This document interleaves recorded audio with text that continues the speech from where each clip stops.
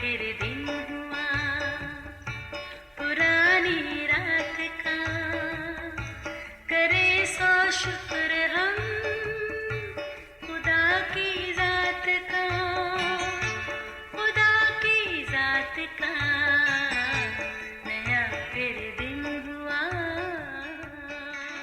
آج کی آیت۔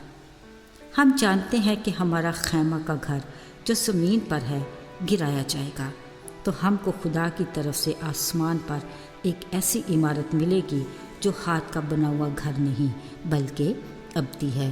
2 کرنتھیوں 5 باب 1 آیت۔ عزیزو، خانہ بدوشی بھی کیا مزے کی زندگی ہے۔ یہ طبقہ بھی اپنی مثال آپ ہے، ایک پل یہاں دوسرے پل وہاں، موسم کے مزاج کی طرح ان کے مزاج بھی بدلتے رہتے ہیں۔ جیسے ہی موسم گرما تیور دکھاتا ہے، وہ اپنے مال مویشی اور بال بچوں سمیت پہاڑی علاقوں کی طرف اپنا رخ کر لیتے ہیں، اور پھر کہیں کوئی مناسب جگہ اور آس پاس سہولتیں دیکھ کر خیمہ لگاتے اور مزے سے رہتے ہیں۔ ان کا کوئی مستقل ٹھکانہ نہیں ہوتا، بس موسم اور حالات کے مطابق دھیرے دھیرے جہاں بھی مناسب جگہ مل جائے خیمہ لگاتے اور یقیناً صبر اور شکر سے اپنے معمول کی زندگی میں مصروف ہو جاتے ہیں۔ پھر جب موسم سرما اپنا مزاج بدلتا ہے، ایک بار پھر وہ اپنے مال مویشیوں اور بال بچوں سمیت میدانی علاقوں کا رخ کر لیتے ہیں۔ بلا شبہ محنت مشقت کے عادی، وقت اور حالات کا بہادری سے مقابلہ کرنے والے مضبوط اعصاب کے مالک یہ لوگ اپنی چلتی پھرتی زندگی سے ضرور ہی مطمئن رہتے ہیں۔ عزیزو، ذرا سوچیں، اگر ہمیں ایسی زندگی گزارنی پڑے تو کیسا رہے گا؟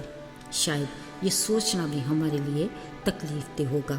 مزے کی بات یہ ہے کہ حقیقت میں ہم بھی خانہ بدوش ہی ہیں۔ خدا کے کلام میں لکھا ہے، ہمارا خیمہ کا گھر جو زمین پر ہے گرایا جائے گا۔ مطلب ہماری جسمانی بدن گویا ایک خیمے کی طرح ہے، اور ہماری روح کے لیے عارضی رہائش کا۔ کلام مقدس میں یہ بھی لکھا ہے کہ خالق خدا نے بنی نوع انسان جیسے اس نے اپنی صورت پر بنایا، عارضی نہیں بلکہ ہمیشہ رہنے کے لیے یعنی ابدیت کے لیے بنایا ہے۔ مگر بات سوچنے اور سمجھنے کی ہے، کیسے؟ عزیزو، شکر خدا کا کہ وہ ہمیں کیا، کیوں، کیسے کے سوالوں میں نہیں الجھاتا، نہ ہمیں اندھیروں میں بھٹکنے دیتا ہے، بلکہ اپنے کلام کے ذریعے واضح طور پر آگاہ کرتا ہے کہ ہماری یہ زمینی زندگی عارضی ہے۔ داؤد نبی نے بھی الہی تحریک سے یہ کہا کہ ہم 70، 80، 90 برس جی لیں مگر آخر کو ہمیں جانا ہے۔ اب سوال تو یہ ہے کہ جانا کہاں ہے؟ آئیے یاد کرتے ہیں اس امیر آدمی کو جو شاہانہ لباس پہنتا، پرتکلف کھانا کھاتا اور ہر روز خوشی مناتا تھا، مگر اس کی نظر ایک دن بھی اس غریب، بیمار، بھوکے، پیاسے لازر پر نہیں پڑی تھی، جو اس کے دروازے پر پڑا رہتا، ناسوروں سے بھرا، ہر وقت اس کی میز سے گرے ٹکڑوں کا آرزومند رہتا۔ خیر، وقت گزر گیا، ایک دن لازر مر گیا، فرشتوں نے لے جا کر اسے ابراہیم کی گود میں ڈال دیا۔ پھر امیر آدمی بھی اس جہان فانی سے رخصت ہوا، وہ عالم ارواح کے بیچ عذاب یعنی جہنم میں جا پڑا۔ اچانک امیر آدمی نے دور سے لازر کو دیکھا اور کہا، باپ ابراہیم، اس کو بھیج کہ اپنی انگلی پانی میں بھگو کر میری زبان کو تر کرے، کیونکہ میں یہاں آگ میں تڑپ رہا ہوں۔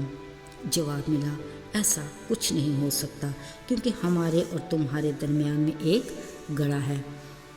امیر آدمی نے پھر کہا، باپ، اسے میرے بھائیوں کے پاس بھیج تاکہ انہیں ان حالات سے باخبر کرے، ایسا نہ ہو کہ وہ بھی اس عذاب میں آ پڑیں۔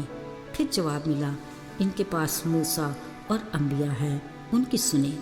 امیر آدمی نے منت کی، نہیں، اگر کوئی مردوں سے جی کر انہیں بتائے گا تو وہ ضرور توبہ کریں گے۔ جواب ملا، اگر وہ ان کی نہیں سنتے تو ان کی کیسے سنیں گے؟ عزیزو، یہ زمینی زندگی کی مدت پوری ہونے کے بعد ابدیت کی 2 حالتیں یعنی جنت یا جہنم اس کی بہترین مثال ہے۔ عزیزو، زمینی زندگی ہم جس طرح بھی گزارنا چاہیں گزار سکتے ہیں، لیکن ابدیت کے لیے ہمیں اپنی زمینی زندگی میں ہی انتخاب کرنا ہے۔ اگر ہم خدا کی محبت، کفارے، معافی اور نجات کی اہمیت کو نظر انداز کریں گے تو پھر یقینی ہماری ابدیت کی جگہ جہنم ہے، جہاں کی نہ آگ بجھتی ہے نہ اس میں پڑا کیڑا مرتا ہے۔ تو اس میں پڑا انسان کس حال میں ہوگا؟ ہمارے لیے لمحہ فکریہ ہے۔ اس کے برعکس اگر ہم اپنی عارضی زمینی زندگی کی حقیقت کو جان کر کلام مقدس کی روشنی میں ایسی زندگی کا چناؤ کریں جو خدا کے آئین، احکام اور اس کی مرضی کے مطابق ہو، پھر یقینی ہماری ابدیت کی جگہ جنت ہوگی، جہاں ہم اپنے باپ خدا کی قربت اور رفاقت میں رہیں گے، جس کے لیے یسوع نے فرمایا، میرے باپ کے مبارک لوگوں، جو بادشاہی بنائے عالم سے تمہارے لیے تیار کی گئی ہے، اسے میراث میں لو۔ عزیزو، بطور مسیحی ہمیں کلام مقدس کی اس حقیقت کو کھلی آنکھوں اور پورے دل سے تسلیم کرنا چاہیے کہ ہمارا جسمانی بدن ایک خیمے کی طرح اور مستقل بدن عمارت کی طرح ہے، مگر ہم دنیا میں رہتے اس خیمے ہی کو اپنی خواہشات کی بنیاد پر ایک عمارت بنا لیتے ہیں، پھر آئندہ زندگی کو درگزر کر کے یہاں ہی دل لگا لیتے ہیں، وقتی خوشی کے لیے اپنے مستقل ٹھکانے کا انتظام جمع کر لیتے ہیں۔ یاد رہے، ہماری یہ طرز زندگی سراسر خدا کی مرضی کے منافی ہے۔ اس کا تو وعدہ ہمارے لیے یہ ہے کہ تمہارا دل نہ گھبرائے، ایمان رکھو کہ میرے باپ کے گھر میں بہت سے مکان ہیں، میں جاتا ہوں تاکہ تمہارے لیے جگہ تیار کروں، تاکہ جہاں میں ہوں تم بھی ہو۔ عزیزو، خدا پر ایمان ہماری ابدی منزل ہے اور راستہ ہمارے اعمال، رویہ، سلوک اور خدا کے اوصاف کے مطابق ہمارے کردار و اخلاق۔ یاد رہے، جنت جیسی منزل کا چناؤ تو ہر کوئی کرے گا، مگر درست راستے پر چلنا اصل امتحان ہے۔ اس کا فرمان ہے کہ اگر کوئی میرے پیچھے آنا چاہے تو اپنی خودی کا انکار کر کے صلیب اٹھائے اور میرے پیچھے ہو لے۔ یہ راستہ آسان نہیں، مگر اس کی منزل ابدیت کی جگہ یعنی جنت ہے، جہاں ہم ہمیشہ اپنے باپ خدا کی قربت اور رفاقت میں رہیں گے۔ آئیے دعا کریں۔ اے آسمانی باپ، ہم تیرے شکر گزار ہیں کہ تو اپنے بیٹے یسوع کے صلیبی کفارے سے ہمیں ہلاکت سے بچایا۔ توفیق دے کہ ہم اس پر قائم رہیں اور تیری مرضی کو پورا کرتے ہوئے ابدیت کی منزل پر تیرے سے رفاقت رکھ سکیں۔ یسوع کے نام میں آمین۔